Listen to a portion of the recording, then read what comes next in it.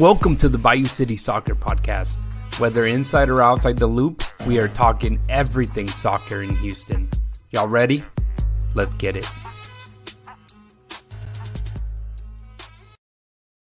Houston, welcome to another episode of the Bayou City Soccer Podcast. My name is Rudy Segura, and is this going to be me today? Maybe we have some guests. We'll let you know, but Chris is actually at the game right now covering the ongoing match of U.S. Open Cup against Detroit City. And I am actually joined by Edson Ochoa. Edson, welcome to the show, my friend. Good evening, Houston, Texas, my lovely H-Town. I missed you. I'm glad I was there for this past weekend. Thank you, Rudy, for inviting me to talk Houston Dynamo. It has been a while since I have talked Dynamo on a podcast, and I really missed it. So I thank you for the invite. I am very honored.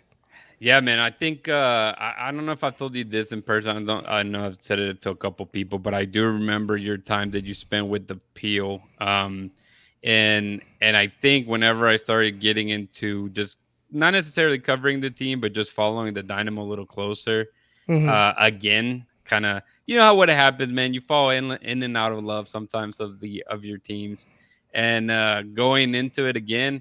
Listening to you guys on the Peel, you making some appearances, covering RGV as well, and then eventually branching off. But I love listening to you guys, man, in the Peel. So sad that it kind of just dissipated, and now there's like 10 different podcasts now. You know, you guys used to be the only ones.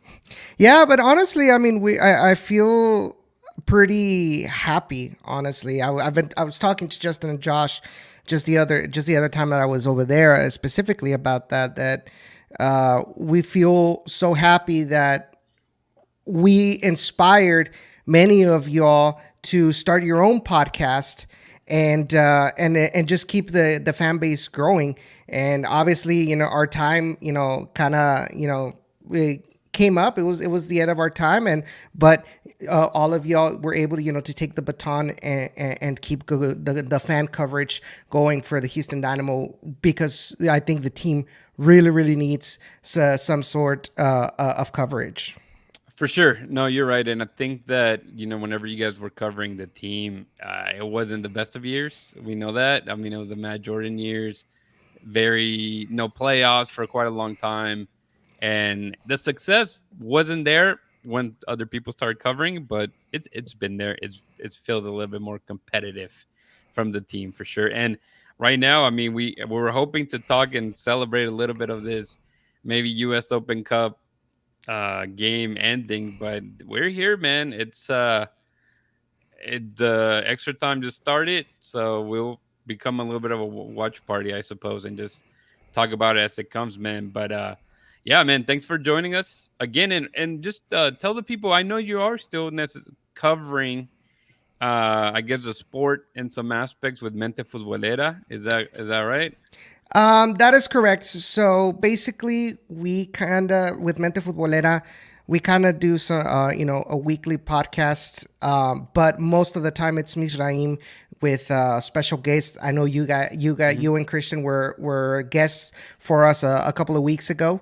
You know, and occasionally when we don't have any guests, then we'll talk in general about, you know, Liga MX, the European leagues and stuff like that. But unfortunately, you know, nothing like really specific into the Houston Dynamo. But I mean, it is something. But like I said before, I do kind of miss it. But you know. Well, let's touch a little bit on that. You're originally from the Valley area. You're from Mexico. No, I'm born and raised in McAllen, Texas, in the 956.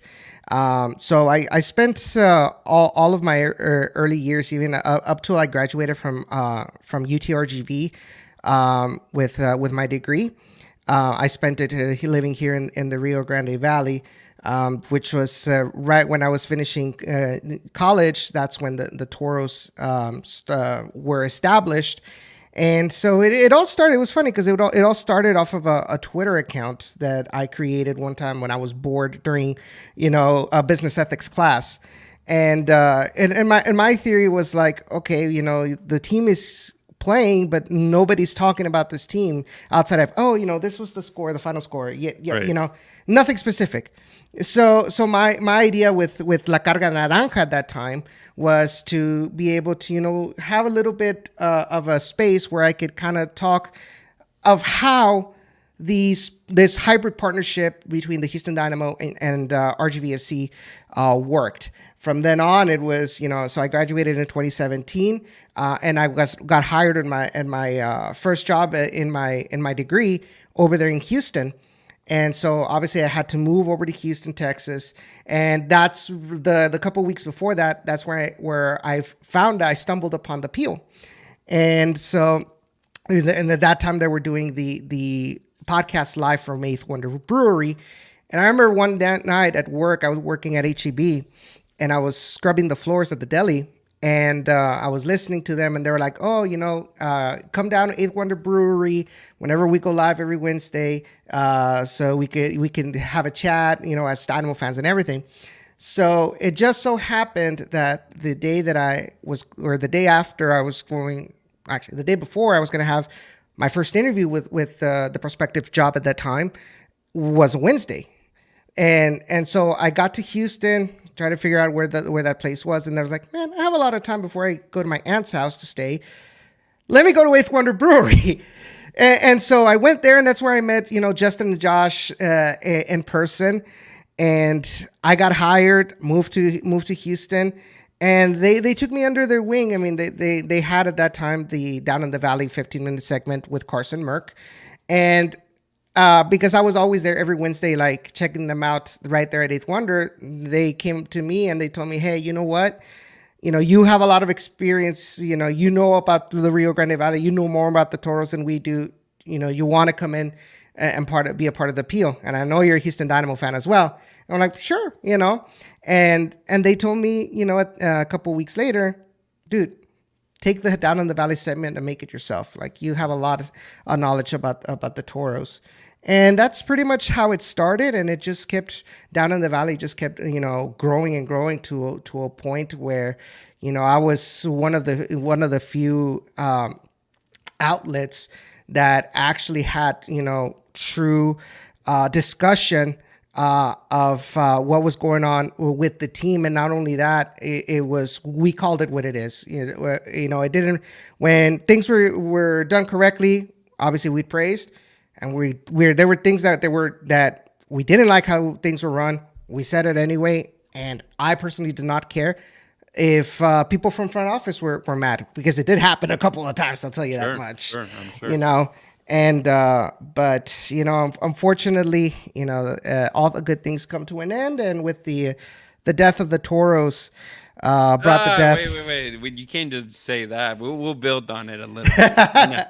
I want to get more insight. Like I told you, man. I think with the affiliation with the Dynamo and RGV, I think we are a lot of.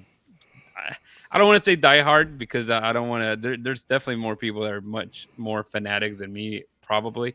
Mm-hmm. But there's people interested, right? I think at one point RGV was kind of where a lot of the younger talent. I mean, we saw like players like Memo Rodriguez or Tyler Derrick go out there and get minutes, right? And eventually kind of come into the first team. It was what Dynamo 2 is right now. And man, look at Ali, you struggling out there, dude. Oh my god. Don't get me started. Yeah. But obviously it was a partnership that kind of was not necessarily, I don't want to say it was perfect by any means. There were issues. And then eventually I think pretty early on people realized that it was probably better that they separate. And for RGB to stay at RGB, just because it looked like there were some challenges when it came to it. Yeah. And but yeah, go for it. So I think the biggest problem with the hybrid partnership between the Toros and the Houston Dynamo was that there really wasn't an agreement as to which vision they had for RGV. Mm-hmm. Obviously, RGV, when coaches were announced, and they would always mention, "Oh, we're here to win championships. We're here to be competitive." Whereas the Houston Dynamo, Matt Jordan, he would go on Glenn Davis' show, and he said, "Oh, our focus is, to develop young players to make it into the Dynamo first team within 3 years. Right. And if in those 3 years we don't think that they're good enough for the first team, even if they're good at the USL Championship level, they're out. So what happens is that the RGVFC fan base never really had players that they would develop a bond. Because as soon as they started doing good things with the team, they would be called up to the Dynamo first team, and probably you never even get in any minutes with the Houston Dynamo, right? And so there was always this huge disconnect between the expectations from one side and the other. And obviously, because the Houston Dynamo controlled all the technical aspects, the hiring of coaches, the hiring of players, technical staff, and everything, their vision gained priority. So with that, obviously the Houston Dynamo made some decisions. For example, okay, we're going to be sending you this player, and this player, but we're sending to you the night before. Mm-hmm. So no practice with RGV's staff during the week to kind of get used to. Obviously, you had players like Eric Bird, Charlie Ward, Kevin Garcia, that legend. Dynamo legend Kevin Garcia get signed Dynamo first team contracts in the middle of the USL season, and never get played.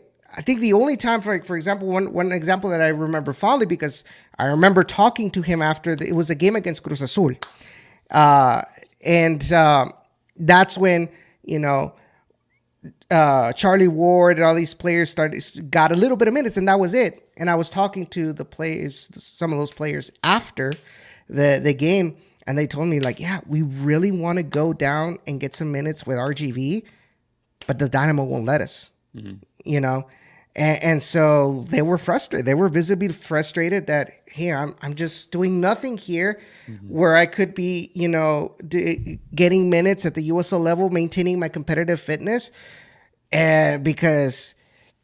And that was that, and a lot more other issues, brought a certain disconnect between the RGV and obviously the Houston Dynamo, and it just got from 2016 being the best year for the Toros, where we made it to the playoffs under Wilmer Cabrera, second in the Western Conference. It just went downhill from there. We lose Wilmer Cabrera in 2017 to the Houston Dynamo. Mm-hmm. You bring in Junior Gonzalez, and it just get worse, and worse. And unlike in 2016, where it was a good mixture of veteran USL players, Dynamo Academy prospects, and of course young players out of college that had good talent, they just kept focusing more on unsigned draft picks, on Dynamo Academy, and it really was. They were not competitive squads compared to the rest of the USL Championship. So we would find ourselves a lot of the times middle to the bottom of in the USL Western Conference standings, right? And it just got to the lowest point was obviously in the 2020 season, where I think we only won 2 games out of the whole, shortened because of COVID. But we only won 2 games the whole season, and those 2 were at the very end.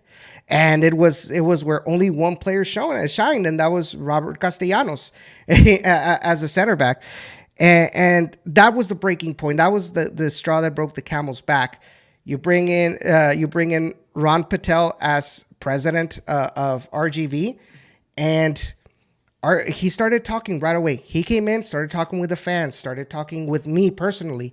And I remember the first thing that he asked me was, what do you think of independence from the Houston Dynamo?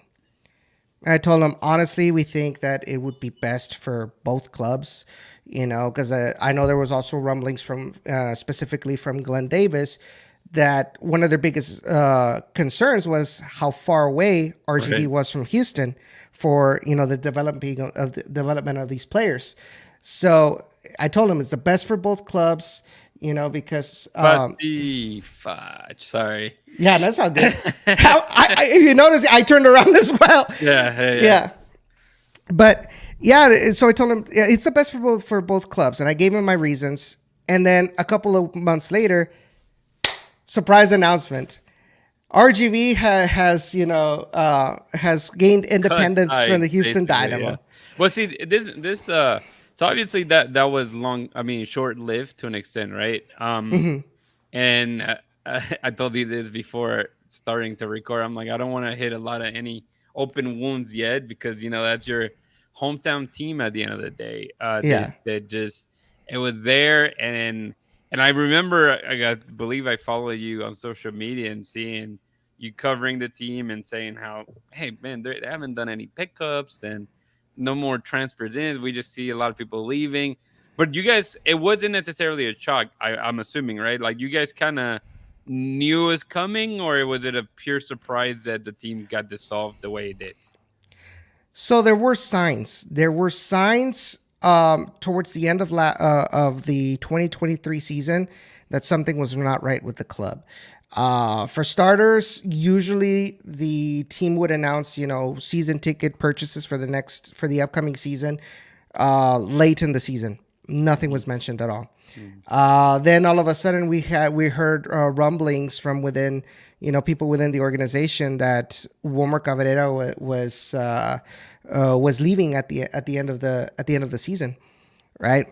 Considering that he had a 5 year contract and it was only the end of year 3, so but we did not really have anything concrete until December 18th, which is the same day that the USL Championship announced their calendar for the upcoming 2024 And you're like, season. oh, what a goal! Oh Ooh, no, no, I thought so too. yeah. No, basically they announced the USL released the calendar, and at the And same you're like, time, where's Toros at? no, at the same time, the Toros released a statement that it's like, oh yeah, we have decided to cease operations for forever.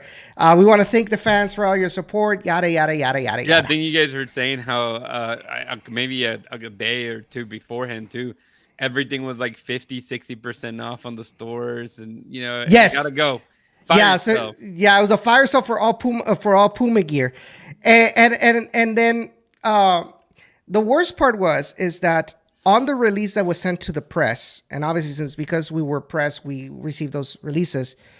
It had the same thing as what the graphic that was put on social media. Hmm. At the bottom, it also said, "We will not be taking any questions or comments from the press at this time." Wow. Okay. So Yeah. it was like sealed, done. Basically, I don't know. it's I'm at over. like screw you Yeah. guys.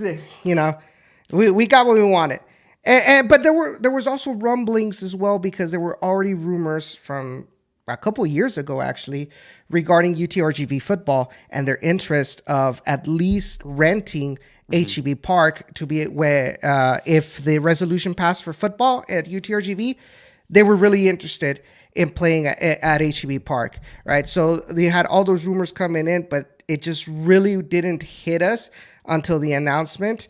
And the worst part is that announcement was that not even the players knew. Not even the players that were under contract still knew that that was what's happening. They found out the same time That's as we crazy. did, Yeah. and that day is a month and a half past the free agent Mm. deadline day. Yeah. And I was gonna say, and it's your birthday too. Like everything, he just hit you at the same time. Edson. I was expecting you for you to say that too. Or my dog died that same day. It was awful. Like No, it was no, no, the no, no, worst no, no, day of no, my no, no, life. no, no, no, no. The day before, Tigres lost the final against Oh America. yes, yeah. I remember this. I remember this. So I was already sad to begin with, and that was just the dagger that finished the blow for me. Well, it's I guess finishing the thought on RGB Totos, just out of curiosity, right? I mean, um, the area there, a lot of Hispanics, a lot of Liga MX fans. I'm assuming. Hmm. Why? It seemed that the stadium, it's a good sized stadium, not a massive stadium. There, the HEV Park. Why weren't people showing up? Why? Kind of give me your thoughts on that, And do you think in the future there could be another, I guess another team out there? So my theory has always been that there's multiple parts to why this never really took off as it should have, considering that we have a lot of people from Monterrey, we have a lot of people from Mexico that are huge soccer fans. You see the fields full every weekend, of people playing soccer. Every time there's a Liga MX game, you always see, people, out there with their barbecues watching the game, the bars and everything. One of the parts that I think was the lack of really effective marketing from the team to market the team outside of the Edinburgh area. For a long time, I would always mention on down in the valley, the lack of ad boards, the lack of, taking advantage of sponsors to take the have, I don't know, poster cutouts of the players or player appearances there. And so people really didn't know about that the team really existed. Even last year, people still didn't know that there was a soccer team here. And another thing is that a lot of these people, a lot of these fans here in the Rio Grande Valley that are Liga MX fans, they're so in love with their Liga MX team that they really see that they feel like that they're betraying their first love, their true love, if they start supporting another team, especially if they're not in first division. I remember many times when I would talk at work, when I was working at HEB, and I would talk to, some coworkers about the Toros, and they were huge soccer fans, right? And I would tell them, oh, we now have a professional soccer team here. First question that they asked, what league are they in? No, pues, they're in the second division. Nah. Right. Yeah. Or they would ask, where are they at, in the standings? No, pues we're mid-table. And the team sucks. Why should I go support, right? And so all of that, I felt was a huge factor as to why, honestly, people, wouldn't even give a chance. Exactly. And there were some others that were so, they had the agenda of oh no, this team has to be filled with local players if we want the stands to be filled. Like it has to be, players from within the Rio Grande Valley. Every player has to be from the Rio Grande Valley. And that's the only way that people are from the Valley are going to attend the matches. And I'm like, no. And it turns out they had the agenda because they have a Selección del Valle, and he wanted his players an easy access into the Toros. And I had a run-in with that man once, because back when Independence was announced, obviously they had to look for a coach, right? And so I remember a local sports reporter used to be with one of the local channels, but I think he's now like a producer, freelance producer or something. But he's the producer for this guy, and he sent me a message on Twitter. He's like, hey, I got this this bit of information that that the Toros are going to be, signing this, this person as the head coach. So I made my research about this person, and I remember that when Ron Patel made the announcement for Independence, he mentioned that his priority of a head coach was somebody with experience with competitive teams and championship winning teams, right? And so when I looked at this guy's credentials, it was just all academy teams from Liga MX. So like this goes against what Ron Patel is saying as his thing. And I even said at the end, this whole thing smells like this person is trying to promote this coach that he is part of the idea of being, or an option to be hired. And yeah, it rubbed the guy the wrong way, and he started, making fun of me on his show, saying that, he's an idiot that he doesn't live here in the Rio Grande Valley. What does he know about Rio Grande Valley soccer? He does his show from his bedroom. Like, what kind of seriousness do you want to give him? And but at the end of the day, I was totally correct, and that's why I feel like he was trying to discredit me because he knew that I was right. Yeah, So yeah. So, but do you think that eventually there could be a team there? I doubt it, because if Alonso Cantu, the richest person here in the Rio Grande Valley, couldn't make a successful soccer team, Hmm. what makes other rich people think that their money is a good investment on a soccer team here if he failed? That's Yeah, the way I see it. yeah. That's a sad part because you would want some places like that to thrive and have something, especially soccer being such a universal sport for sure, man. But I just a quick update for we have a decent amount of live people. I mean, the game is going on, so it's not super crazy, but we are entering minute 110, still tied 3-3. Edson, did you think they were even going to score 3 goals today? I mean, geez, man, they 3 games zero with 0 goals, man. We get to enjoy that 0-0 St. Louis match, You know, and why I think that I thought that they were gonna score because I wasn't at the stadium. Apparently the hashtag Edson curse has revived. there you go, man. I feel you because yeah, I didn't make it myself in the 2 games that if they go 0-0 or actually Austin 1-0. Yeah, it was Austin 0-1. Yeah, Yeah, Austin winning. I was so frustrated after that game. All right. I guess my last thought on this. Now the team Toros is not there anymore. We Hmm. know that you're a big Tigres fan. We know that you're a Dynamo fan. Do you still follow like USL? Like, is there a team that are you a San Antonio fan now, or what are we doing here, man? So right now, I still follow the USL, not as religiously as before. I'm kind of like in the mourning phase right now, because of the Toros. I mean, so I'm kind of just paying attention whenever I can to some of the games. I don't really have a team right now that I support. Who I do follow more are ex Toros players. Okay. So like on FODMob, I have their notifications, so I get like when they come into a match, when they score a goal. So I'm very attentive to how they're doing, and sending them a message, hey, congratulations on your goal or a good game, or things like that, whether it's in the championship or USL League One. So right now, that's pretty much what I'm focusing on. Just some of these players that I became friends with during these last couple of years, just making sure, how they're doing well in their future now that they're not with the Toros anymore. I got you. And I USL. It's a especially watching them obviously like in the U.S. Open Cup. I do try to watch them on ESPN Plus. Whatever games come up. I think I'm just like a soccer addict. Whatever song I need to watch. I don't have a dog in any fight, but I love Hmm. watching the sport. And one of our guys that does things here at Bayou City Soccer, Joey Chavala. He's actually from.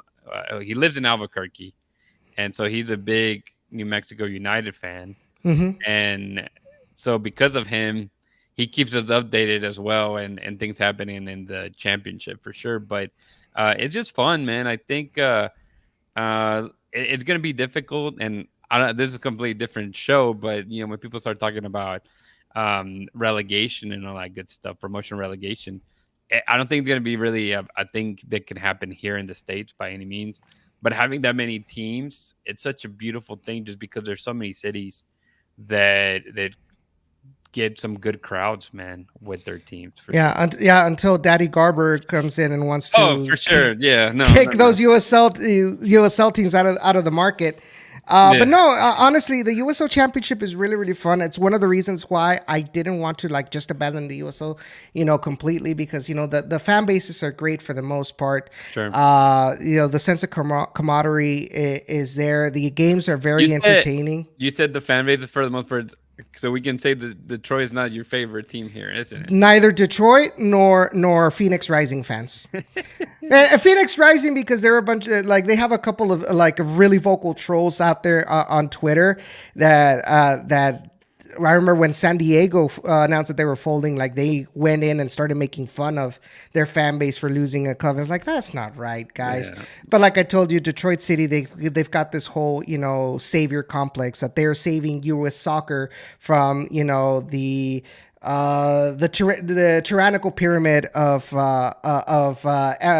some and U.S. soccer kind of thing. And so, but that's neither here nor there. But other than that, I even have a lot of friends in the San Antonio fan base, El Paso Locomotive, in Sacramento as well. So the sense of collaborating between podcasts of the USL. It's always a like they're always available. And that's some of the things that I enjoyed from USL Championship. We're about 30 something minutes into the show, and maybe I should do some housekeeping notes by telling people how they can connect with Bayou City Soccer. So you can check Bayou City Soccer on Twitter, Instagram, YouTube. Just search Bayou City Soccer and you'll find us. Now, if you want the website, that'd be BayouCitySoccer.net for everything in terms of the Houston pro teams and Houston and soccer in the city as well happening. Edson, man, thanks again for joining us. It's been great conversation so far, man. How can people connect with you, by the way? Sure. You could just you can follow me on all my social media: Twitter, Facebook, Instagram, and on Threads as well, and TikTok at eochoa_8, where I talk soccer, I talk NASCAR, and any other random thought that comes into my mind. I'm gonna pick your brain a little bit on NASCAR later on, but hey, okay, so the game again still tied 3-3. Man, you think they go to penalties? You think someone scores a goal with about 4 minutes left, man? What are you thinking? I think it's going to go to penalties right now. Detroit City is going to hunker down. They're just going to be putting all of their men back, trying to salvage and try to take it into penalties, because I think right now Detroit City, they look to be gassed, and so they are not going to waste their energy in trying to attack the Houston Dynamo. So right now it's just damage control. I was thinking last tournament, I think Tarbell had like pretty much clean sheets all the way to the final, if I'm not mistaken. So he already got netted 3 times. It's rough here, man. It's rough. But again, St. Louis, man. Let's touch a little bit on that 0-0 game. Obviously, not a lot of highlights. You were there. What did you like? What didn't you like about that game?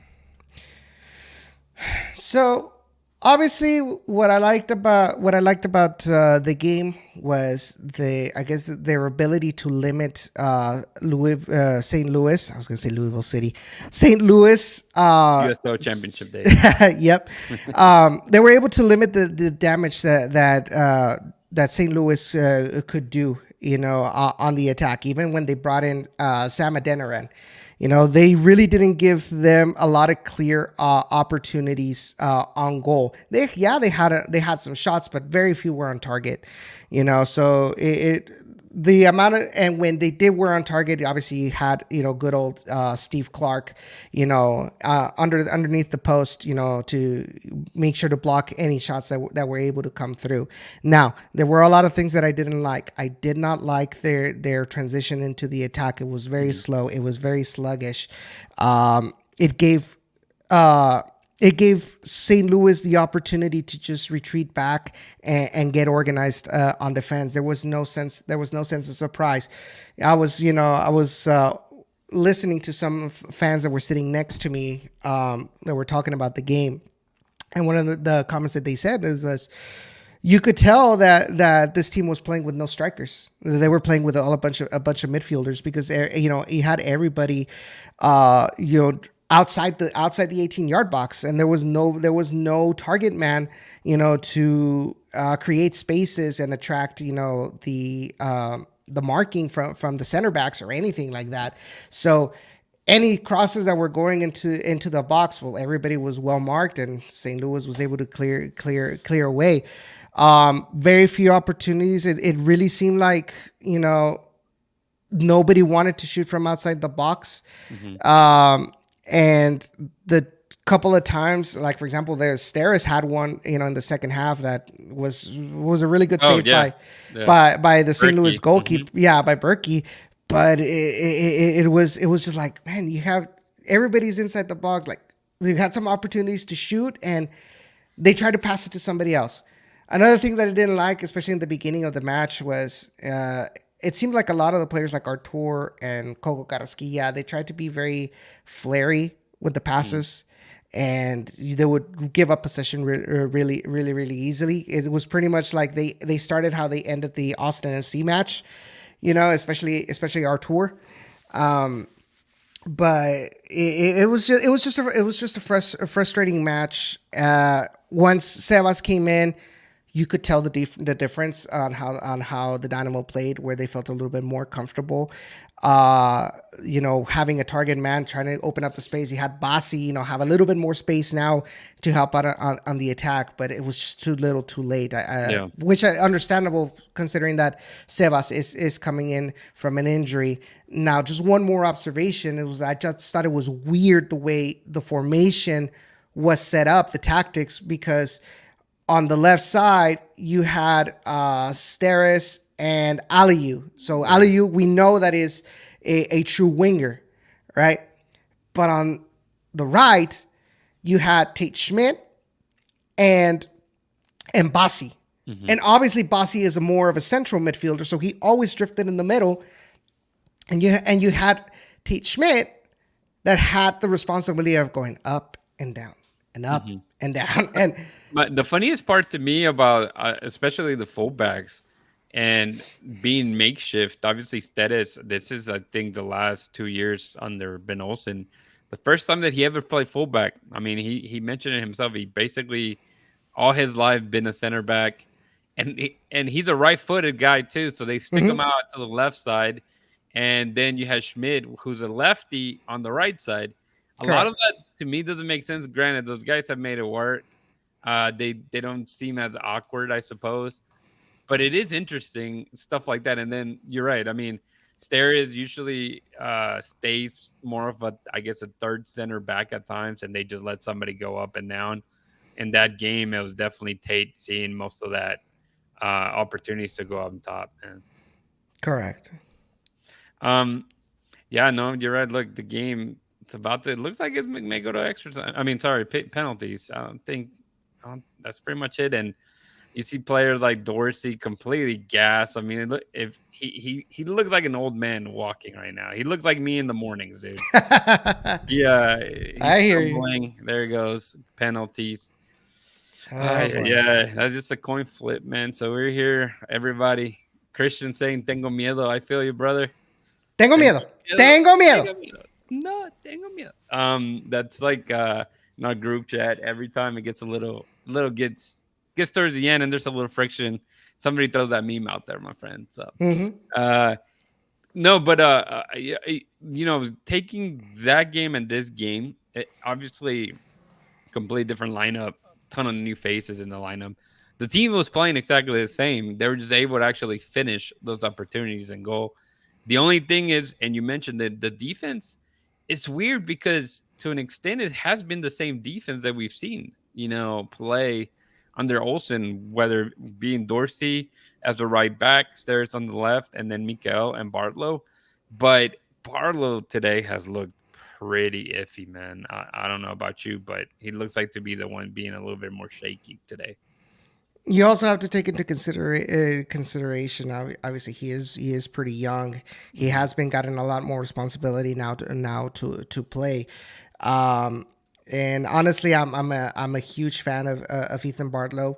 So I might be a little bit more have a little bit more leverage on him compared to other players. But yeah, like today, the second goal. You look at the second goal by Detroit, and it was a bad giveaway by Mhm. by Ethan Bartlow, and it was just too easy because you had, let me like they're passing the replay now. You had like Yep. seven Dynamo players And no when one only really.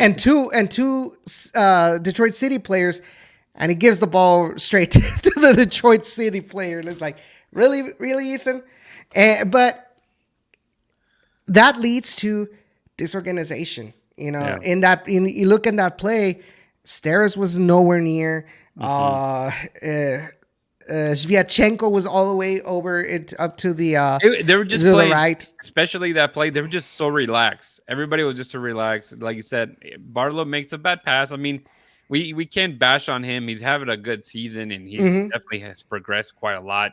But it's just you're too relaxed. You play a what we would call a nurse ball to nobody. You hit it directly to their guy, and everybody's just nonchalant about getting back into position.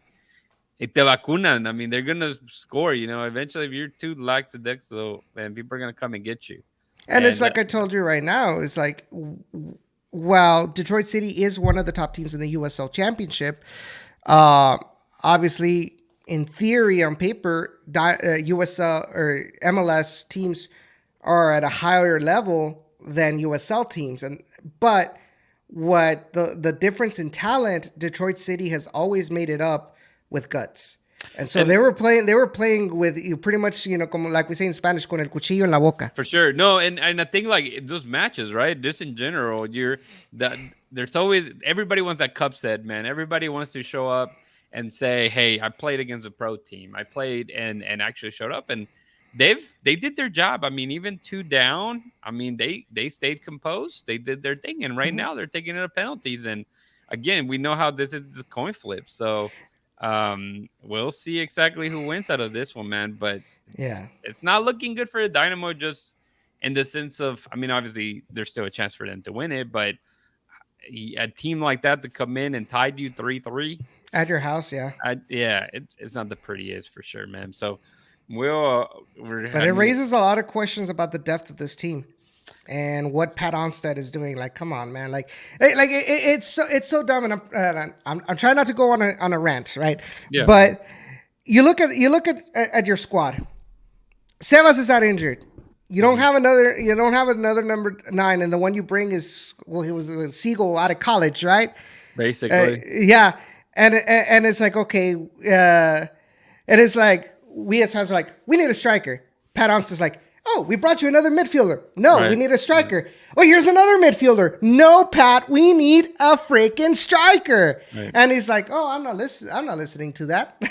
Yeah. So No, and the Ferreira thing makes a lot of sense because apart from that, well, good finish by Posse right there. That's all he scores from, man. Penalties. So, here comes the smack talk from uh, Bassi. hopefully that doesn't backfire. Oh, But no. I agree with you about the Ferreira thing, and honestly, I really thought that he got 10 minutes against St. Louis. mm-hmm. I was thinking, okay, we'll probably see him play either a whole half or 30 minutes or something. For him to not even be on here, it's concerning. I think that's really the big issue here because that means he's not fit yet. Yeah. You should expect him to get more minutes, and he's not. So because of that, it's very concerning. And like you said, at this point, you have to wait till the summer transfer window for you to eh, be able to look for somebody. And obviously, there's probably going to be a couple of the U22 initiative they can use. But will it be enough? I mean, at the time, DPs are what your proven talent. Yeah. The U22s is a bit of a gamble. I mean, some work out, some don't. I think I'm not a statsman by any case, but I think it's pretty grim whenever they do bring some of those U international guys. Ooh, what a save! That guy That got went in. That looked that. like it went in. Oh, he gave it. Wow. Okay. Yeah. No VAR, man, but I don't know. I'm telling you, everybody's probably biting their nails right there. Look at all those little That kids. that was a very sussy kick. My goodness. Oh yeah, that went in. That Uh, clearly went in. Thankfully. yeah. But Oof. yeah, as a keeper, that is the most those are the ones that hurt the most because you actually got contact with it, but it was just an unlucky bounce that put it in the back of the net anyway. That's crazy. That was a well. It looks like they tied it up 2-2. I hate it whenever social media beats you to CNN live, man, quote unquote live. Yeah. And but yeah, no, you're right. I think it is concerning, but if we take it with a grain of salt here, Dynamo 2, who is a lot of your obviously your younger guys, they play Hmm. tomorrow. So it was a little bit of slim pickings because you would expect some of those guys that you're trying to get minutes and intertwine them, I guess, with a lot of your starting team should have been in this match, but you couldn't have that. So that's why you see a lot of guys that are coming off what 2 full days of rest against a Yeah. very intense St. Louis match. So you knew that it was going to be a little difficult when it came to form and fitness. There you go, Coco. Good finish by Coco. Yeah. But Yeah, but mhm, you look at it on the flip side, you already had a 2-0 victory, mhm, but your own mistakes put you in this situation where now you just played an extra 30 minutes plus penalties when you really didn't need to. absolutely. I'm just glad that they were smart enough to only like to stick to the guns of like Ache plays 45 minutes. Yeah. It's great to see him.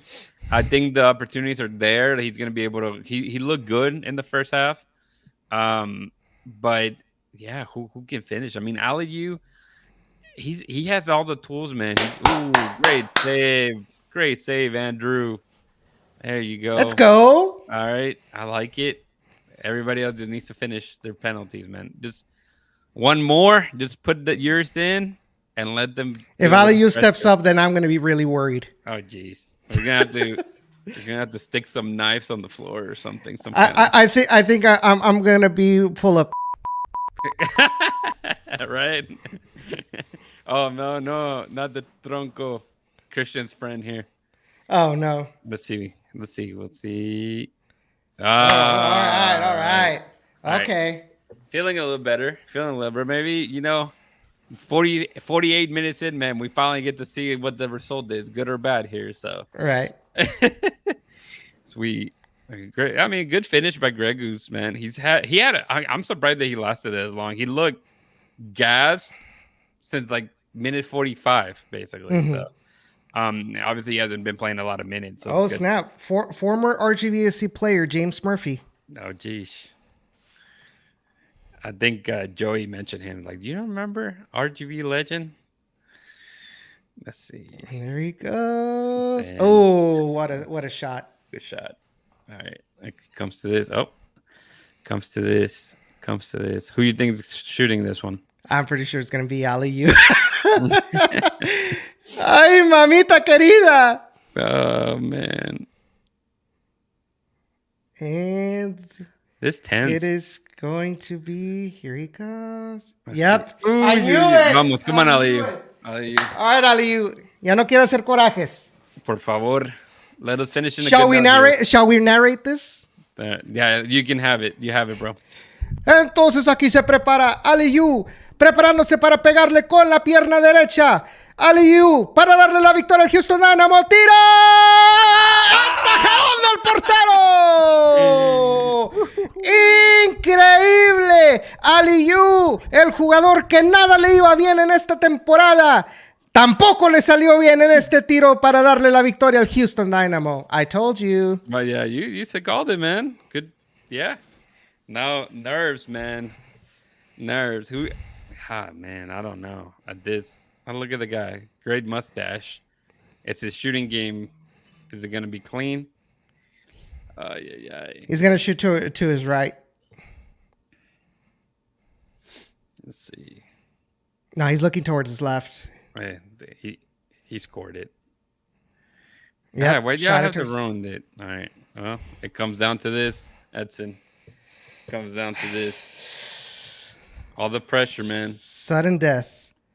Who would have thought that Detroit City, of all teams, was going to come into our house and take us to sudden death? That's crazy. That's crazy.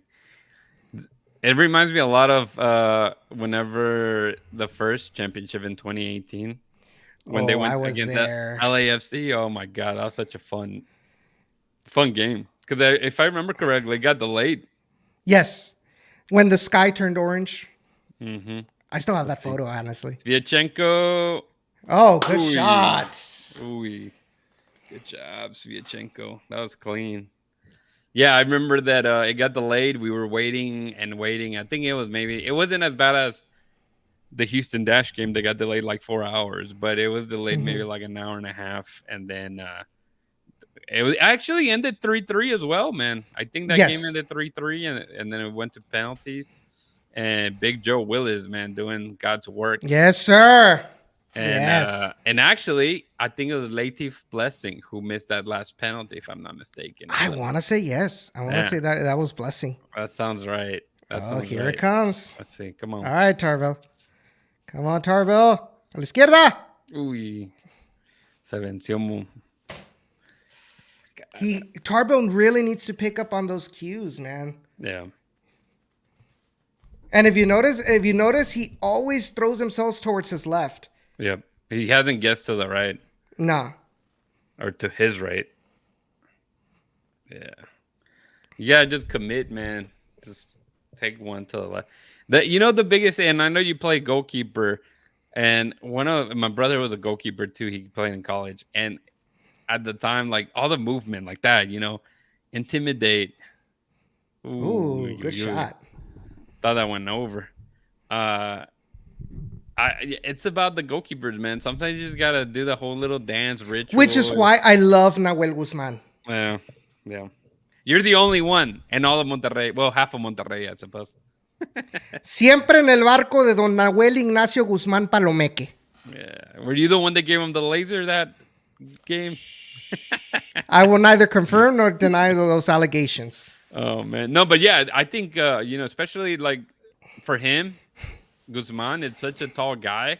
So if you're a tall, linky guy already, and you're moving and shifting on the line, that usually just throws off the guy taking the penalty. Man, this guy's looking down the whole time. I think he's gonna. Ooh, thought he was gonna go over. But what Nahuel adds as well is the mental aspect. He For sure. understands that perfectly. He'll as soon as he sees the player walking towards him, he starts yelling at him and telling him stuff and trying to get him into his mind, or stand in front of him in the penalty spot, just telling him like la vas a fallar, boludo, la vas a fallar, things like that. It's those little things. That's why when there was supposed to be like a rule that was going to impede goalkeepers from doing that kind of stuff, I was so against it, because you're taking the only advantage that a goalkeeper can have on a penalty kick, that might equalize the balance between the kicker and the goalkeeper.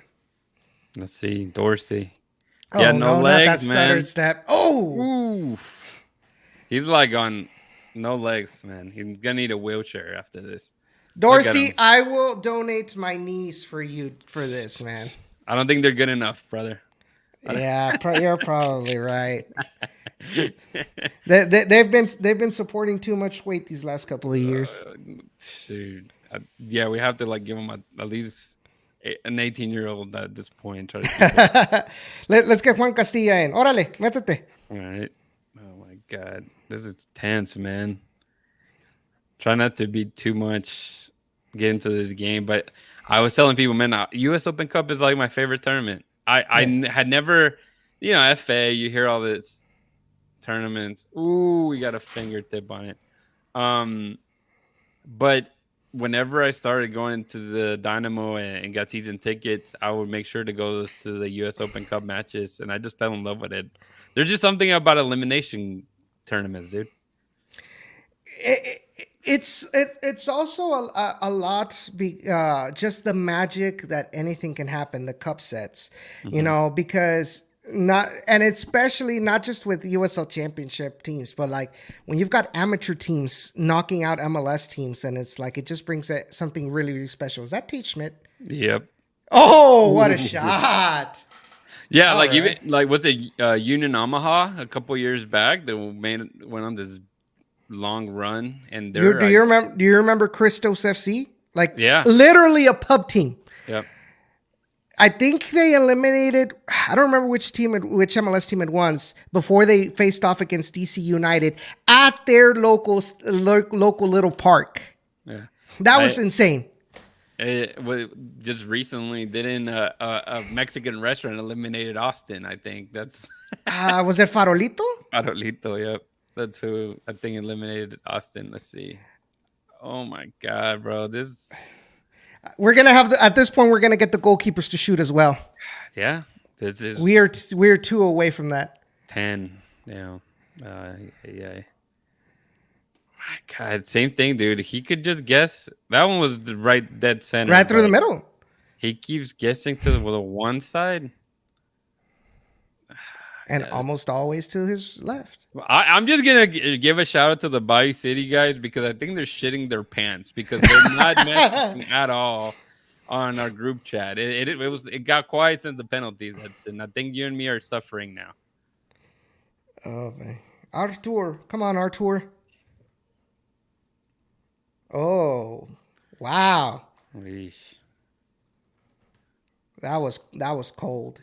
I hope, dude, people are suffering. There's more people slowly trickling into our stream here. Probably watching our faces just suffer, Medson. Ay, güey. Ah, Christian, what are you saying? He just put bro WTF. That's not good.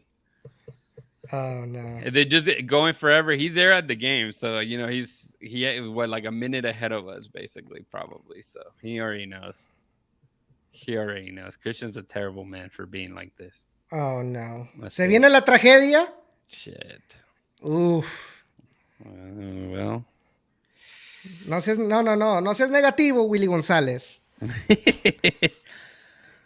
Yeah, but no. I mean, yeah, U.S. Open Cup is probably one of my favorite tournaments, and maybe just especially when you live it locally and you're able to go to the games or have some kind of tie to the teams. Man, they're fun. They're Yeah. fun. And you're right. I mean, sometimes like those. Oh, Well, here. there's Startville. Ay, Yeah, manito. yeah.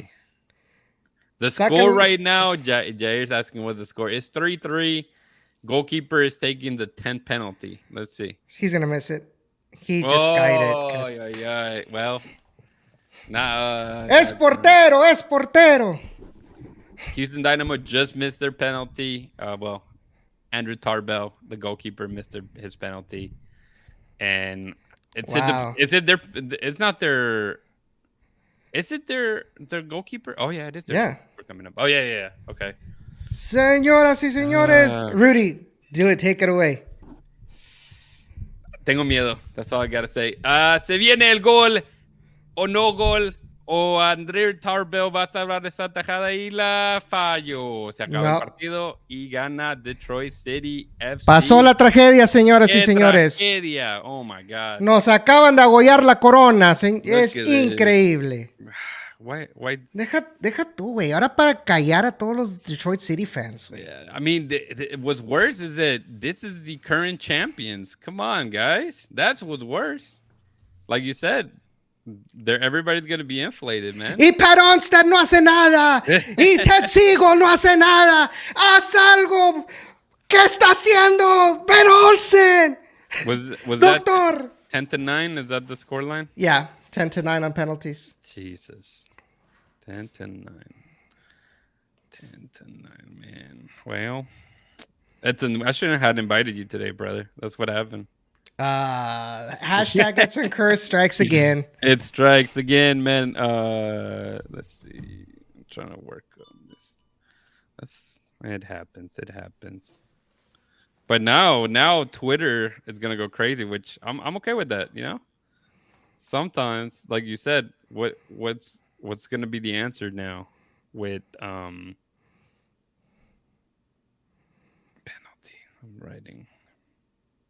Yeah, but on the plus side, when you got people, taking to social media, voicing their displeasure, at least it shows that the fan base cares enough to actually voice their opinion. For sure. How many years have we had it where very few of us actually talked Dynamo on social media? Mm-hmm. Now you have a lot more people caring about this team.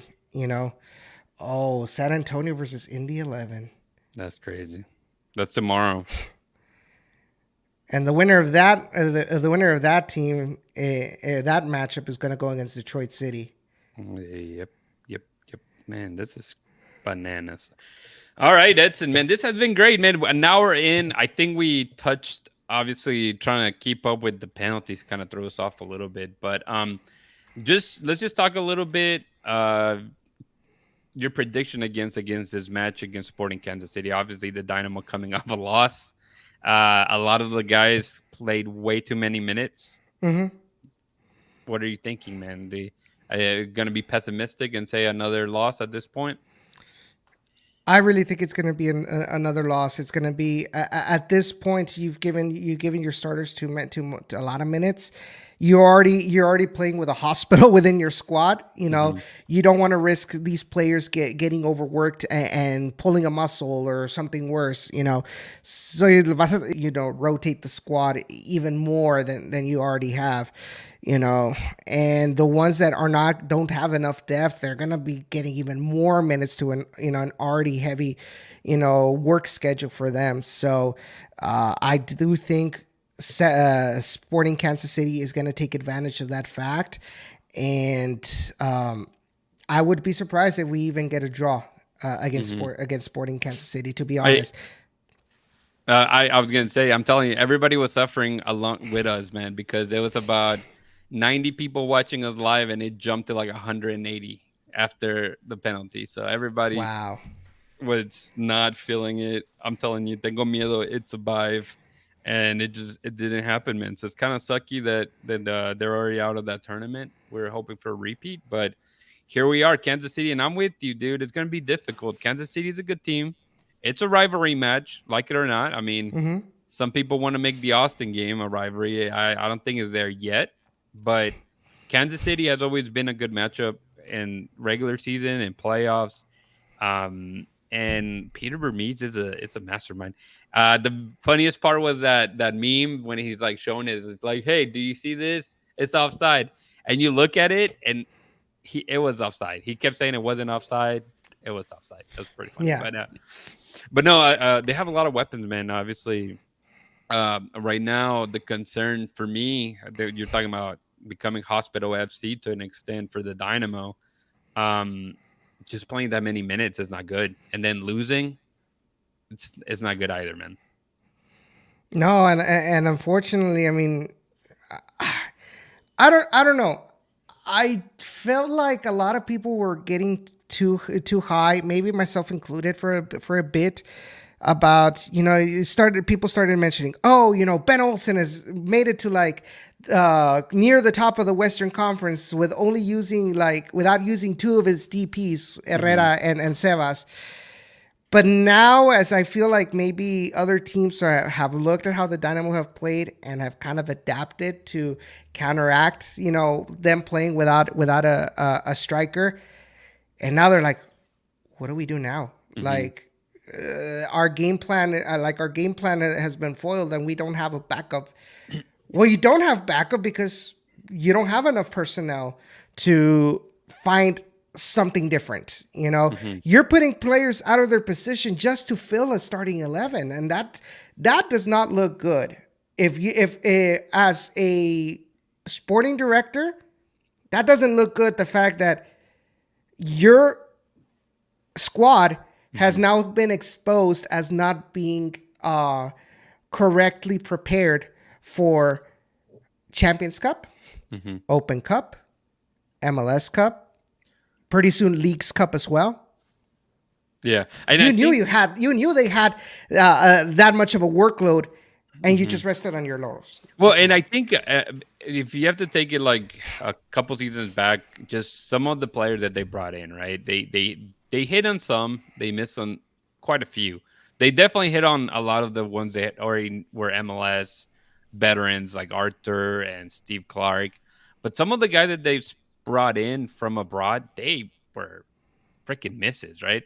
Hmm. And even to the point of Pat Onstad even mentioning how Taguinho, the Brazilian, he watched some good highlights on YouTube. That he out of his mouth, right? And I think the it's under the microscope now because he can't do more transfers like that. Transfer that are supposed to come in. I mean, we know that if you go and bring anything from abroad, it takes a pretty penny, right? Whether it's a short loan or not. I mean, it's money. Hmm. And if he doesn't get close to signing what he really needs, and what Benon's, Alston wants, because in reality, that's really the big thing. It's a lot of those first moves that he brought in was against, in the Nagamura era, Hmm. and it's been more, I wouldn't say conservative, but definitely more of like the pieces that brought in has fit pretty much to the T to Ben Olsen's scheme of stuff and tactics. And you lost Nelson Quinones pretty early, so you knew he wasn't going to be there. Hmm. You didn't really expect for Ferreira to be out because he was there all preseason. First game of the season, bam, goes with a hamstring injury. Hamstring injuries linger, man. They take forever for you to get healthy. Yeah. And it sucks that the contract that he has is, being a DP, getting good money. It's hard to dump. No one's really gonna. People may say, "Oh, we'll sell him." It's like you Who's gonna can't. buy him? Who's gonna buy him when this guy has played almost Because two when he years? left, he Yeah, went out on a loan to Vasco da Gama. and Like got nobody was zero in. goals. Yeah, Yeah, nobody was interested in him. So how and that's the problem. And I really do feel that they the problem is that I really do feel that Ben Olsen, like this was a Pat Onstad hire, and mhm. Ben Olsen didn't really want him because he was always harping, no, he doesn't Oh fit my well, system. well, He it was doesn't fit my system. definitely a Pat Onstad hire because I mean they brought him in with again before Ben Olsen got there. He Yeah, was there with Nagamura, right? yeah. So it was different. And this year, you did see like from the little that we got to see from preseason, you could see that Sebastian Ferreira, actually looked like interested in playing. It looked like 2023 kicked his ass, and it was It was a maybe wake up call for him. yeah, yeah, it definitely hit his ego, especially as a diva striker, like most strikers tend to be, right? It Yeah, hurt their ego. He put in the work, but sometimes, I mean, unlucky, man. Injuries happen, and again, those ones, the muscular ones, are always going to be there, nagging you the rest of the season. It takes a while for them to get fit. So, what do you do now? A lot of makeshift, like you mentioned, whether it be Basi, whether it be Kovalchik or Ali, you kind of rotating on top. It's interesting. Hey, we got someone to join us, man. About an hour into it, Joey Chavala shows up, and What's up, guys? we're what's gonna up, throw Joe? you in here, What's up, Joey. man? So I'm assuming you were suffering the game like we were here. Yes, I was. What's it called? That we I was telling Edson how you're such a. I guess tomorrow you're gonna go to the game tomorrow, aren't you? Yes. For New Mexico United. Mm-hmm. If you ever see Ron Patel, tell him I say hi. He like Tell. Ron. He's the president of New Mexico United, Okay. and Okay. he's always at the games. So and he'll know who he'll know who you're talking about. So Okay. I will for sure. Yeah, that's man. Look at this. I'm telling you, everybody joins us. I think everybody wants to talk U.S. Open Cup. Edson, if you have time, we're already an hour in, man. But if we'll go another 30 minutes if that has to be it. But the reaction the post game show. exactly, that's basically what it's going to become, man. Everybody's chiming in. Joey, you got to see more. I guess the eat extra time. What are your thoughts on that, Mm-hmm. man? I mean, it's extra time. It's ugly. It's gross. No one likes it. I mean, just ugly soccer from both teams. Dynamo obviously on the front foot, but they were gassed. I mean, you look at Dorsey. He barely could run. Same with Kovalchik. They were out of gas. So when we were talking Edson, talking about Kansas City, I mean, I think this was probably the worst case scenario going into Kansas City. What do Oh, you think, absolutely. Joey? I Yeah, mean, absolutely. There's you got players on that team. There's no way they're going on Saturday. uh, No and way. and what I was telling Edson was the fact that you were hoping to, maybe play some of those Houston Dynamo 2 players, but they had to travel as well. They play tomorrow, so it was Hmm. a big conflict there of who you play, who you don't play. I was expecting to get an email regarding like a short term deal on some of those guys from Dynamo 2, and that was not the case, man. I mean, we saw a lot of But who would they guys have just called up admitted. though? I don't know. It's not like any of them Well, are good. well, I Use mean, Exxon. now hindsight. I mean, you had Chach and they still lose the game, right? I mean, they Yeah. almost lost the game against Tampa last year too, but you still would want to give some of those younger guys an opportunity. I mean, they've done it before, Edson. That and damage control for the first team. Yeah. Yeah, Yeah. because you can't blame the first team if the Dynamo 2 loses the game I too. would have liked to see Sargent. I mean, what does Brad Smith offer? Just nothing. And Tate Schmidt Cardio. comes on too, and he doesn't do much. I don't know. He had so many wayward passes. Took his penalty really well, but I Yeah, don't know. and it was a full down just collapse, man. I mean, the team looked good. You're winning 2-0. You get a little relaxed, like Edson and I were mentioning, and you see some errors happening, and Detroit put them away. And you called it, Yeah, Joey, being that you followed. You said it was going to be a tough match, yeah, and Detroit are and good. Maxi Rodriguez ends up scoring that last goal. That Hmm. as a Mexican, when I hear Maxi Rodriguez, I just flinch. Like it's scary. It reminds me of the 2006 World Cup, man. It just like it Hmm. brings so many hard memories. Yeah, Don't cry, Edson. since It's okay. Maxi came in Detroit, he's just been on fire. He's just Yeah. such a good player. So I'm not surprised that he's the one who stunk the team. He's just quality. Yeah.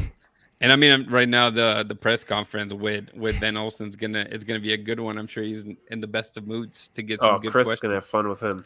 Look, So in that aspect, the bar was set really high by Wilmer Cabrera in that Open Cup match a couple years ago against Minnesota United, where he basically said that a couple of traffic cones would have defended better than his defense that night. yeah, I don't know. I mean, I yeah, I have no clue what exactly he could.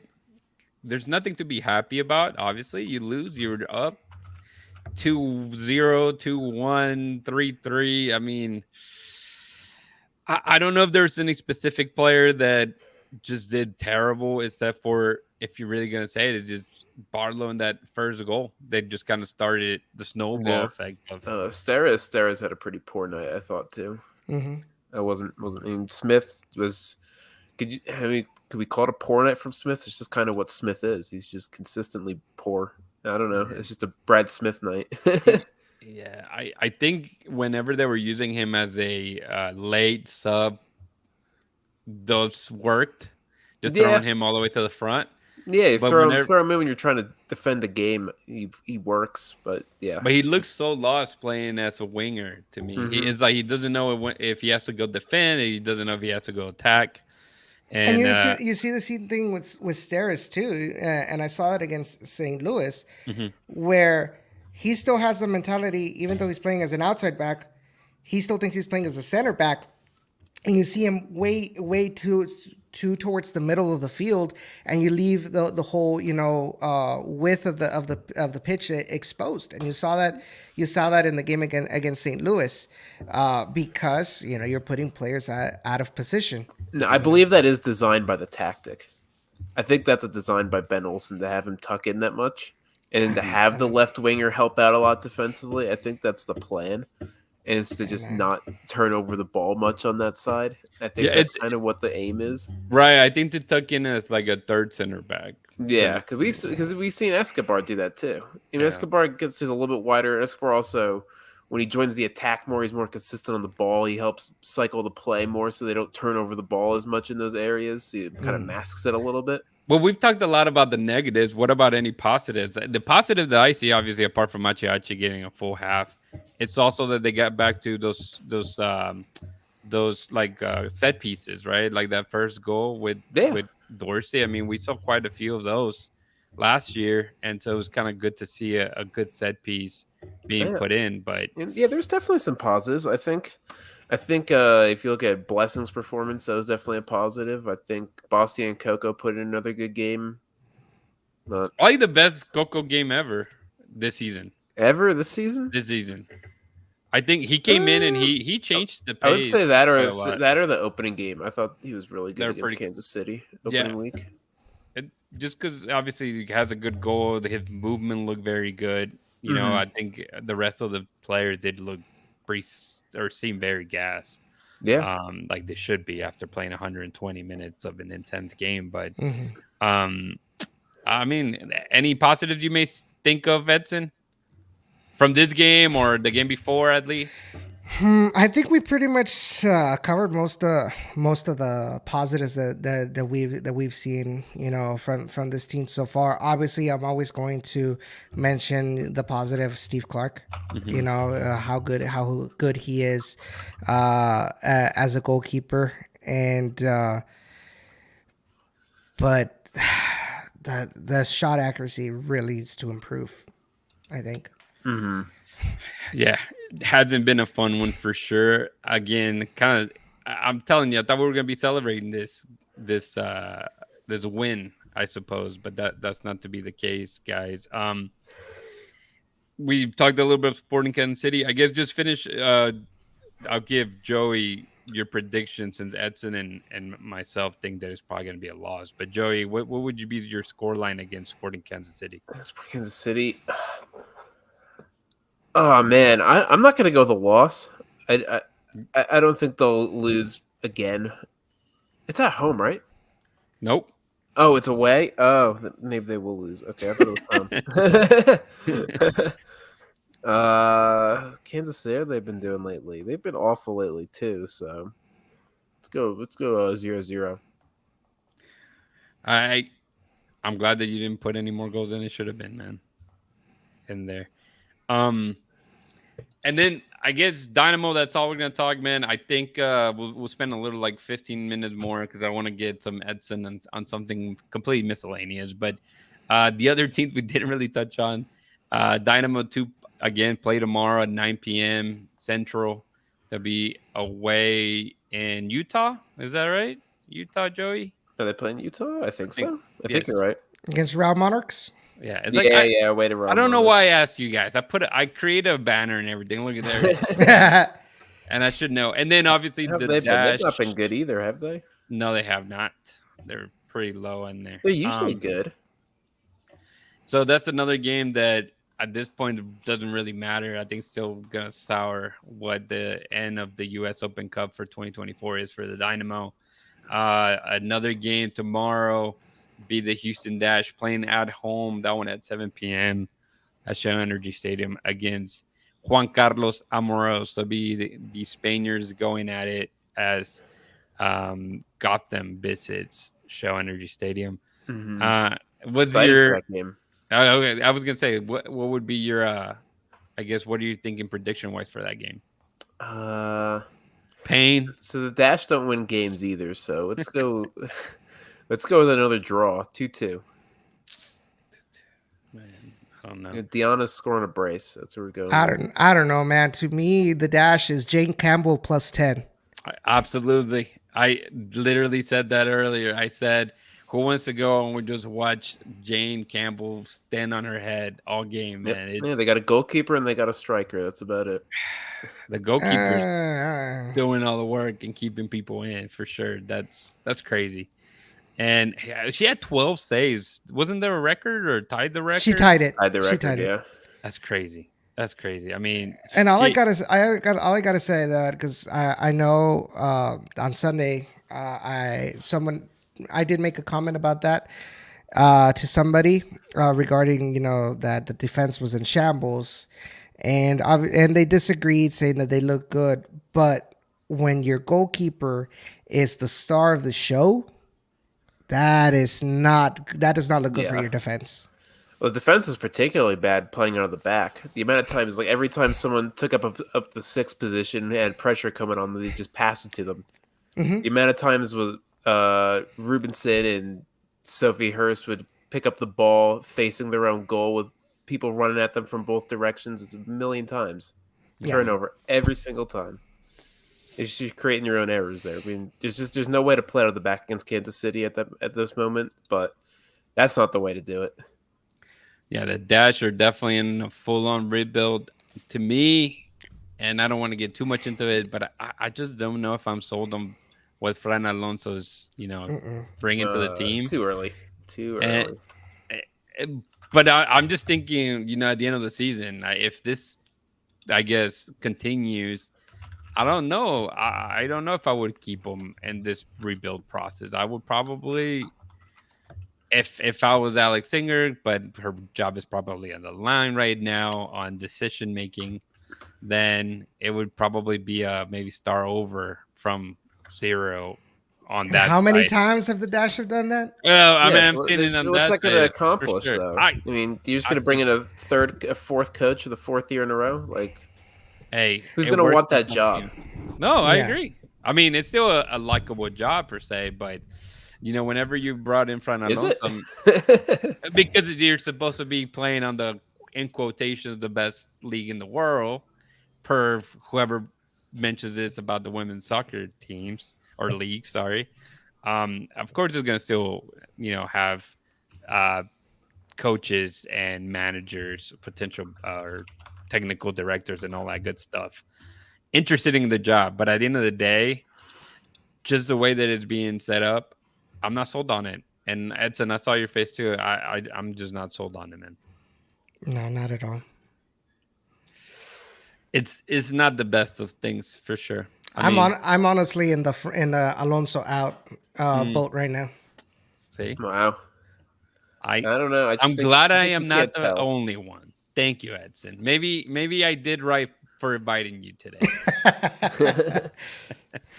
Oh I man, don't know. no, but I mean, it's hard to run his system. Like it's going to take a while. He's not. It's not a very simple system he's playing. A lot of new faces in there. A lot of players who haven't played in NWSL in there. It's gonna take a while before we can really judge that. I think. oh man, it's it's definitely like I I look at said. all the injuries as well. The injuries and the pregnancies. It's a lot. You make a good point there, but Yeah. I'm still not sold. I'm still not sold to some of the players that are supposed to be top tier. I don't know. I They sold us that Fran Alonso was energetic, was this and that, and from the first half that I was there at the stadium, all I saw was yeah. Yeah. I mean, watch the way he celebrated I that goal will though. That say was though, energetic. yeah, the against Bay FC. Oh, I was thinking about the Kansas City goal too. Oh, the Kansas and City. another thing that I don't understand, why did the Dash waited until they got scored on for them to react? Oh crap, we're playing a game. That was an awful goal too. But you take those sometimes, and I'm glad Amanda West got a goal because Yes. I've said this to our guys. I just feel that she could be potentially your next superstar with the team. I think she could. She could. I mean, It's good. it's still early on, like Joey says, but even with other players, there's overhyped like Maria Sanchez, which I'm glad I got right, and Hey, Ordonez, I wasn't sold on, and I still am not. But I've me seen neither. her work rate lately. I think she's phenomenal. Her work rate lately, especially since she saw Maria Sanchez walk the plank, has been tremendous. Uh, I just think she's just in the worst possible position to succeed.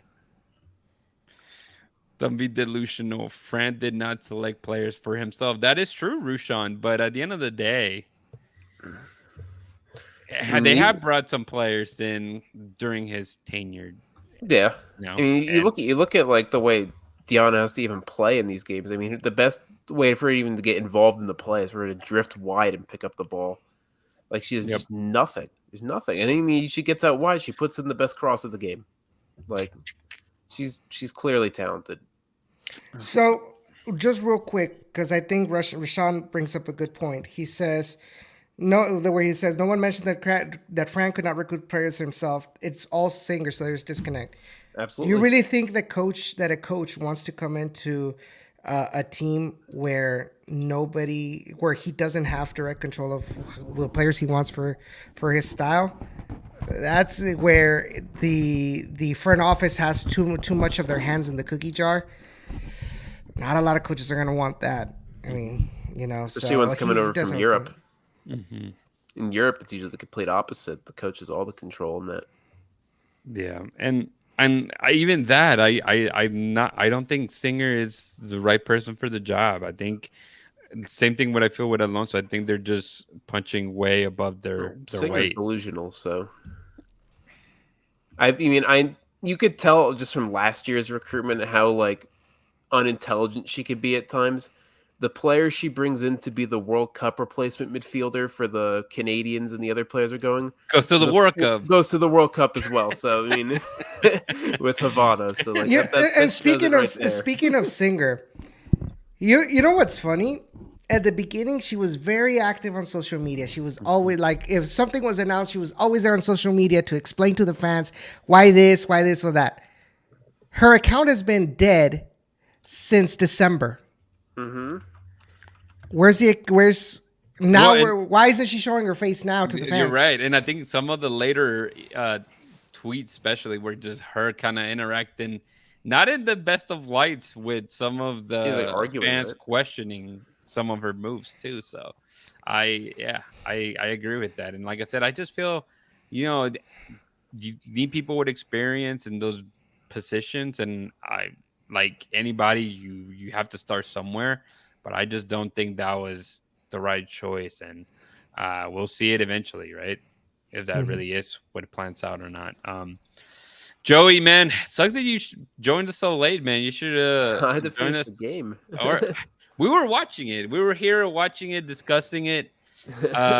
Suffered the penalties. We had Edson narrate the miss from Tardville, basically. So we're here having some fun, man, talking a little bit about RGV and sadly their downfall. So we Yeah, had to rest in play peace, RGV. some Ramon Ayala for Edson later. Some yeah, exactly. But man, Edson, I don't want to keep you too long, but I do see the hat, and I see a poster in the background. I've been, like I said, I followed you, man. I think I don't know how many times we've talked. Mhm. Probably not many, if much, like this.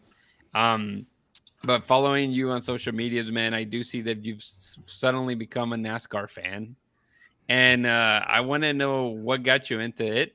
And the other thing is, lately I've been on that same wave, man. I've been getting into watching or trying to watch some of the races. So I'm just curious about that, man. Before we let you go. Yeah, sure.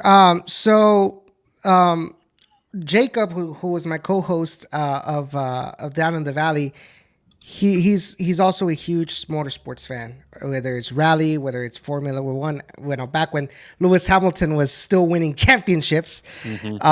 and then he had a fallout after Max Verstappen won. But also NASCAR.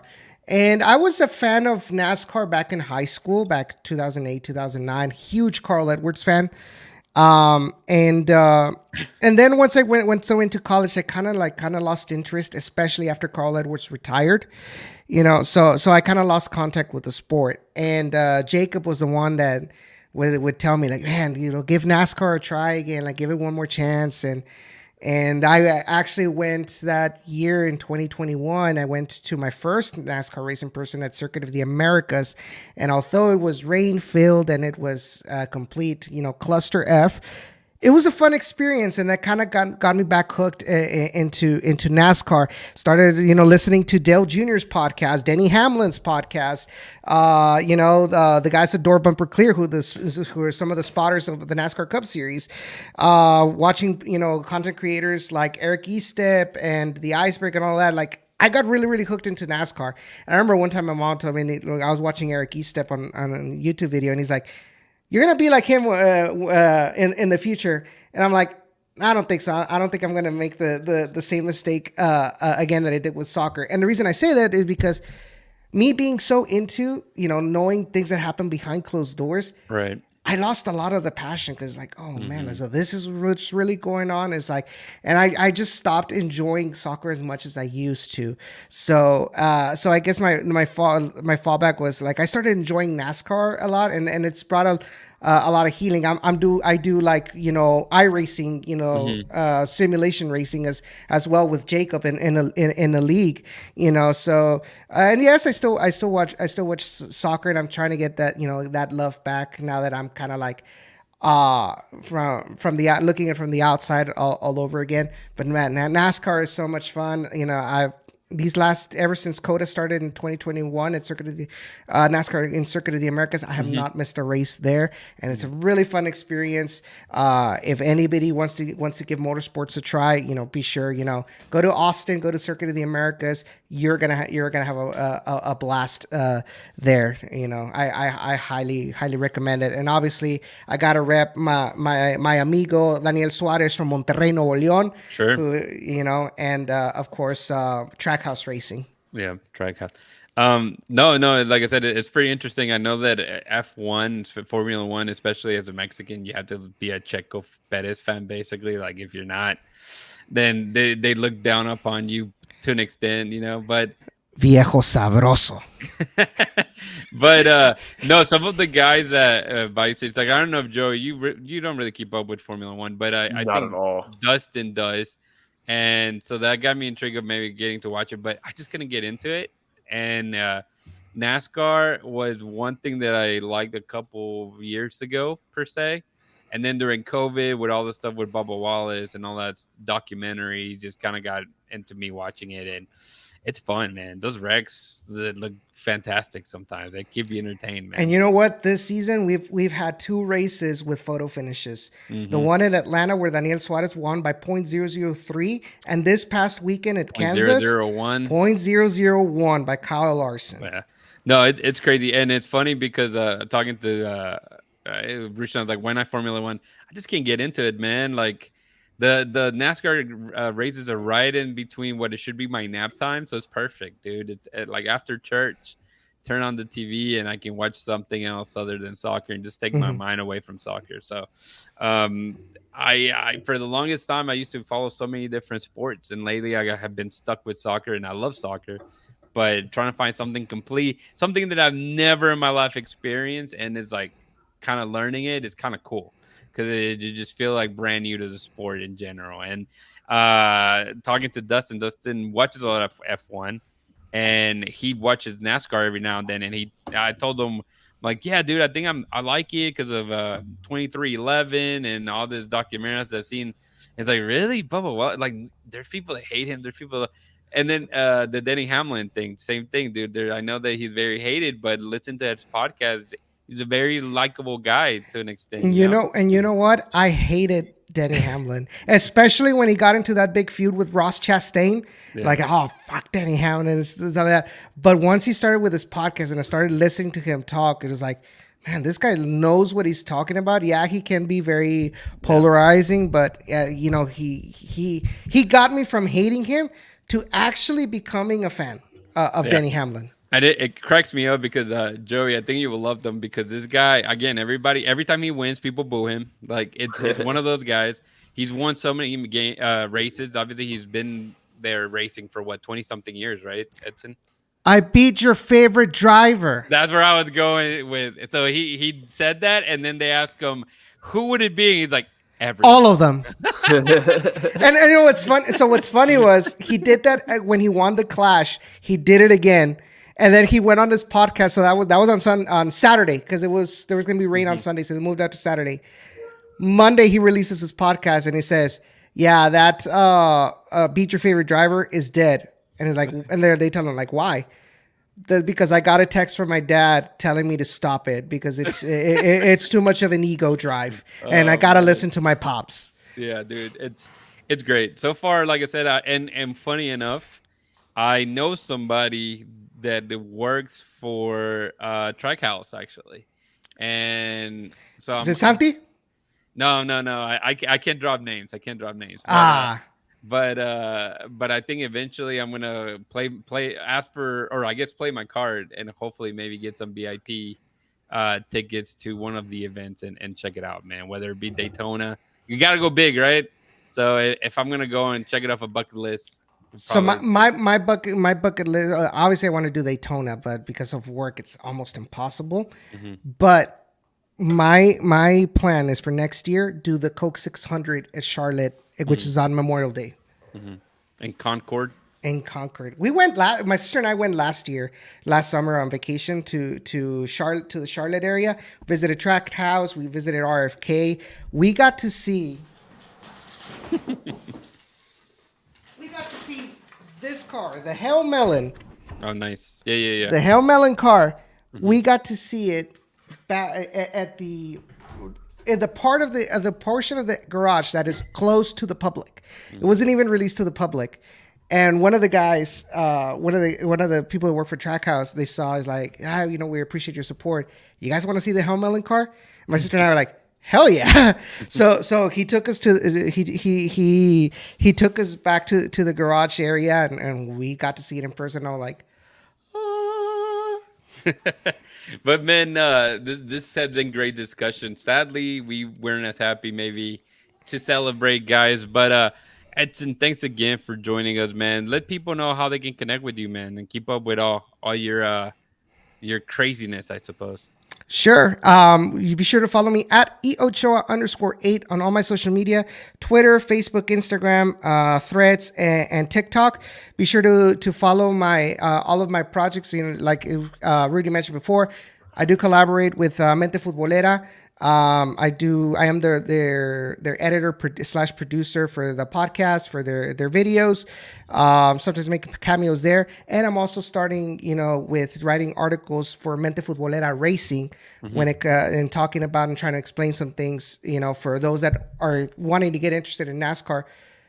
For Spanish speakers, so that's under my plans as well.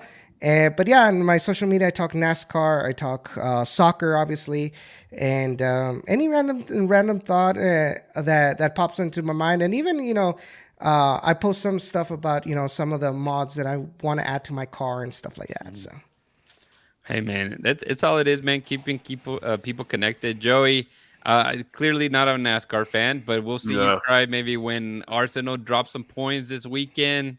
oh, Uh, not this weekend. No, no, no, not this weekend. and then maybe we see them new if you feel the same pain tomorrow with New Mexico, maybe doing an early exit as well, man, or something. We'll keep everybody Yeah, in. that wouldn't be embarrassing. It's RSL.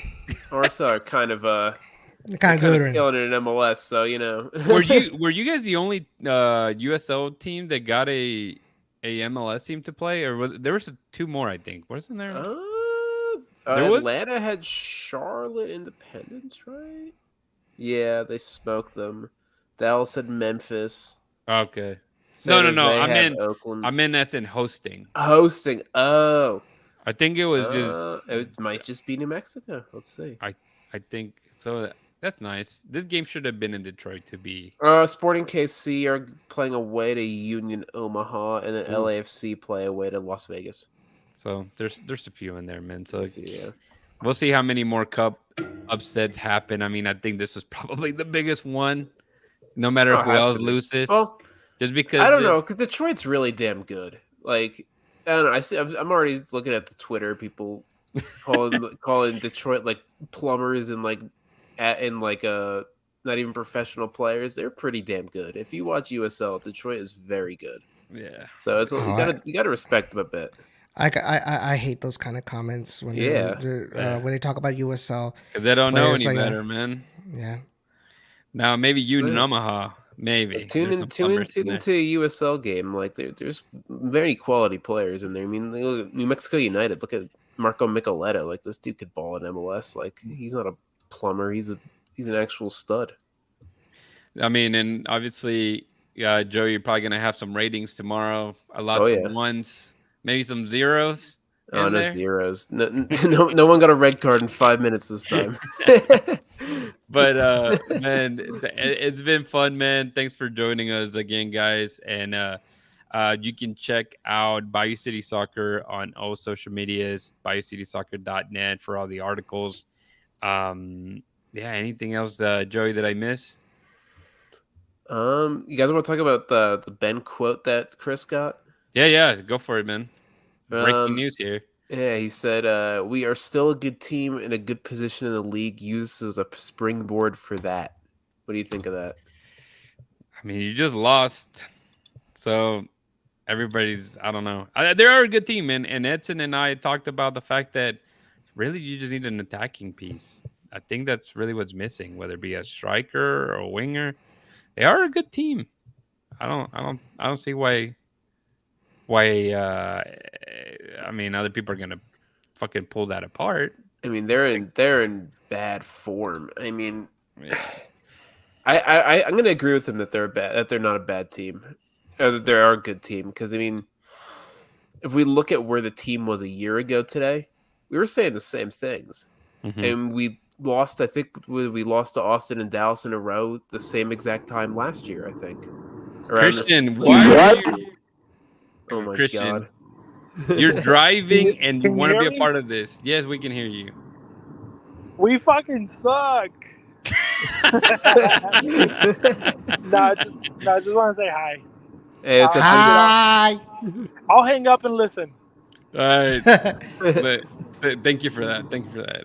I would love it. But Okay, continue what I was saying. Okay, so like last year, around the same time, we were struggling to score goals. We were losing games in a bad fashion, and then Leagues Cup hit, and we just completely turned it around. Like I'm gonna look at the schedule from last year. Okay, yeah, around it was a little later. It was June. In June, we lost. Got thumped before by League Cup, Austin. yeah. Got thumped by Seattle. Tied Kansas City, got thumped by Minnesota at home, and then tied with Colorado, who were the worst team in the league. So I mean, then we went to the Leagues Cup, we got some form, and then the rest of the season we just absolutely killed it. So I mean, I think, I mean, just to finish that thought off, and so we can shut this down. I just think that the team is still good, man. They still are doing what Ben Olsen wants them to do. Obviously, this loss is gonna just open a can of worms with the fan base that has a lot of questions already. And I definitely recommend anybody who jumped in late and go back and a lot of the things that Edson touched on Pat Onstad and kind of like the questions that we should be asking him regarding of the depth of this team that's going to come into play. But the summer window is going to open up. They're going to bring players. Now, can they bring a savior like they expected Nelson Quinones to be 2 years ago and Hector Herrera? Hopefully not. Hopefully this team is still afloat and they can just find one or two pieces that can come in, plug in, and do well. But we know that those investments are probably going to be U22 initiatives, and or a young designated player. those are not the biggest success rate in So the now, past. so we have a U22 and a young designated player spot to fill. What positions do you go with those? Edson.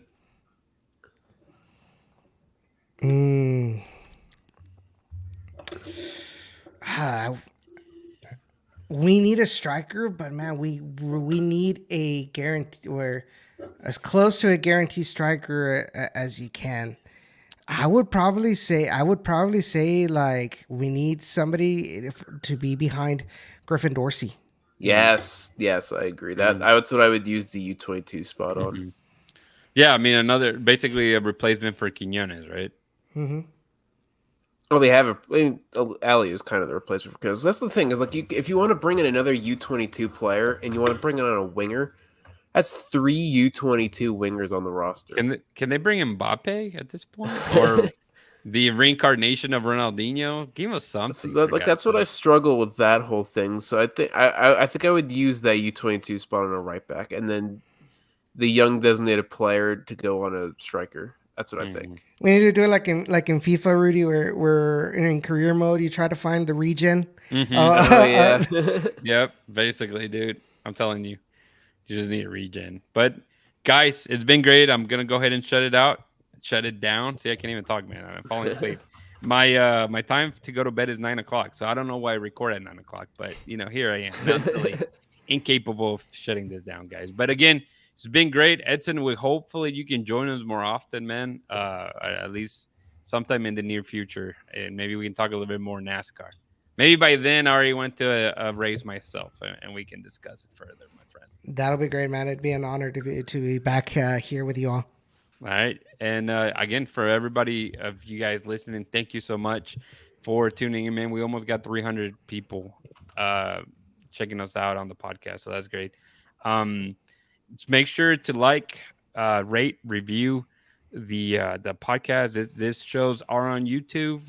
You hit the live tab and you'll find them there, and then you can find them on Spotify and Apple Podcasts. And again, if you give us a good review, that'd be amazing. Now, if you don't think you like us, or maybe Joey's not funny and Christian is ugly, put it on there.